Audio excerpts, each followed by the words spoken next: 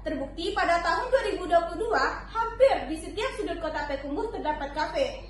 Keberadaan kafe saat ini sangat disukai oleh berbagai kalangan, baik dari usia remaja, dewasa, maupun orang tua. Adapun kafe itu sendiri merupakan tempat nongkrong yang dibuat semenarik mungkin dengan berbagai pelayanan yang membuat pengunjung nyaman dan ingin menghabiskan waktu yang lama di sana. Kafe memiliki sisi positif dan negatif. Remaja yang memanfaatkan kafe di hal yang positif seperti berdiskusi, kerja. Suzy Lestari Ningsi YouTube channel. Assalamualaikum warahmatullahi wabarakatuh. Perkenalkan, saya Fiatul Imanialina. Saya Sylvia Anggraini Syukri. Kami dari MTSN 350 Kota, Provinsi Sumatera Barat, nomor urut 24. Kami akan mempresentasikan proposal penelitian kami yang berjudul Pengaruh Kafe Edik terhadap Gaya Hidup Remaja di Kota Payakumbuh. Pada zaman modern ini, keberadaan kafe menjadi salah satu fenomena yang menarik. Terbukti dengan merebaknya kafe di berbagai daerah, termasuk di Kota Payakumbuh. Pertumbuhan kafe di Kota Payakumbuh sangat besar. Terbukti pada tahun 2022, hampir di setiap sudut Kota Payakumbuh terdapat kafe. Keberadaan kafe saat ini sangat disukai oleh berbagai kalangan, baik dari usia remaja, dewasa, maupun orang tua. Adapun kafe itu sendiri merupakan tempat nongkrong yang dibuat semenarik mungkin dengan berbagai pelayanan yang membuat pengunjung nyaman dan ingin menghabiskan waktu yang lama di sana.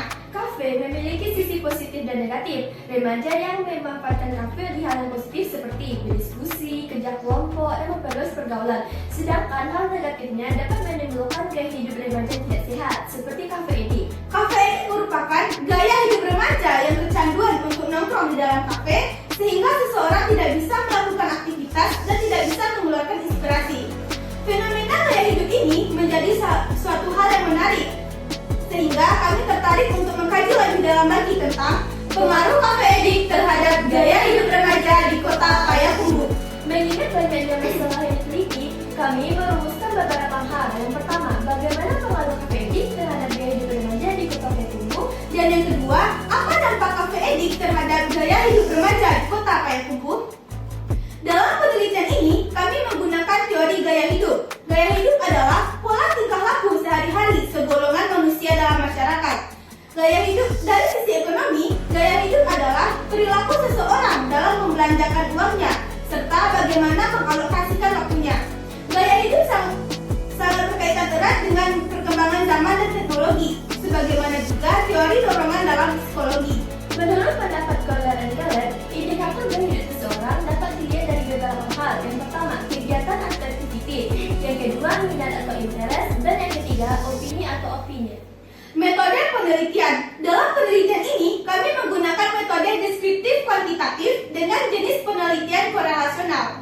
Waktu dan tempat penelitian bertempat di kafe yang berada di Kota Payakumbuh dan waktu penelitian dari bulan Juli sampai bulan Oktober tahun 2022. Subjek penelitian. Yang pertama, populasi. Populasi dalam penelitian ini seluruh remaja di Kota Payakumbuh. Yang kedua, sampel. Sampel merupakan hasil dari observasi dan wawancara serta menggunakan teknik purposive sampling dengan kriteria remaja berusia 12-18 tahun dan remaja sering mengunjungi kafe minimal 4 kali dalam seminggu. Teknik pengumpulan data. Yang pertama, observasi. Kami akan mengobservasi beberapa kafe di Kota Payakumbuh, terutama kafe yang paling banyak dikunjungi oleh remaja Kota Payakumbuh. Yang kedua, wawancara. Kami akan mewawancarai pegawai kafe dan remaja yang sering nongkrong di sana. Dan yang ketiga, visioner. Visioner akan dibagikan kepada remaja yang memenuhi kriteria untuk menjadi sampel penelitian. Alat pengumpulan data. Yang pertama, pedoman observasi. Yang kedua, pedoman wawancara. Dan yang ketiga, visioner. Alat pengumpulan data ini disusun berdasarkan teori gaya hidup Kotler dan Keller dengan menggunakan skala Likert. Dalam menganalisis data, kami menggunakan analisis statistik dengan rumus korelasi produk momen dari Carl Perser. Demikianlah presentasi kami. Sekian dan terima kasih. Assalamualaikum.